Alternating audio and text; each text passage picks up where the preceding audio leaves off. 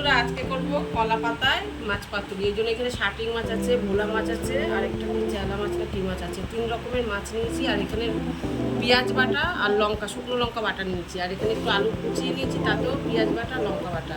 আর এই যে কলা পাতাগুলো সেঁকে রেখে দিয়েছি। আর এখন এখানে দেবো মাছে, আর কী কী দেবো তোমাদের দেখাই। দিয়ে দেবো হলুদ দিয়ে আগে নুন দিয়ে মাখানো লঙ্কা এই মাছ দিয়ে দিলাম হলুদ। আর দেবো সর্ষের তেল, যেটা দরকার সর্ষের তেল।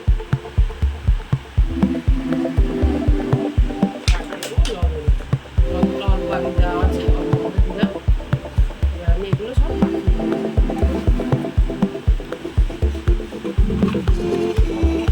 এটা খেতে খুব ভালো, একটু পোড়া পোড়া হবে, কলা পাতায় খেতে খুব ভালো হবে।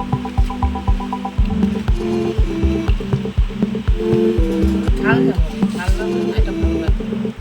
হয়ে গেছে, এবার আমি একটু কলা পাতায় তেল মাখাবো।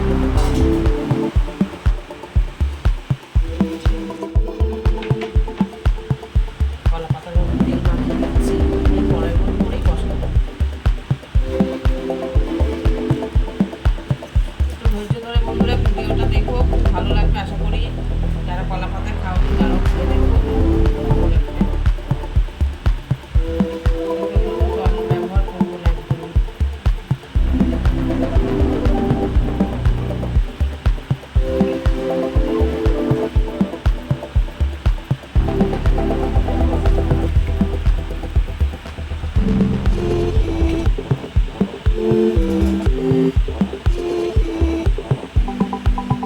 এবার ওপর দিয়ে আবার কলা পাতা দিয়ে দেবো।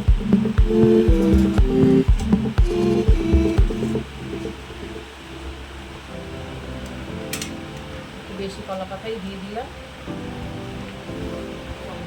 বসিয়ে দিলাম। এবার ওপর দিয়ে একটা থালা চাপা দিয়ে 10 মিনিট রেখে দেবো, তারপরে আসছি।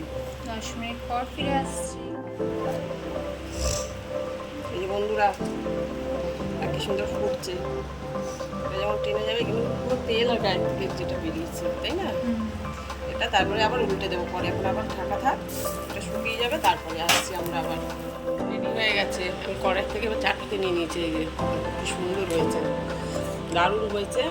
আর কলা পাতার একটা ভালো গন্ধ আসে না, পুরা পুরা দারুণ হয়েছে খেতে। এটা অবশ্যই ট্রাই করো, আমি খেয়েছি, আমার ভীষণ ভালো লাগে, ওই জন্য আজকে করলাম। তোমরাও ট্রাই করো, এটা খুব সুন্দর একটা খাবার।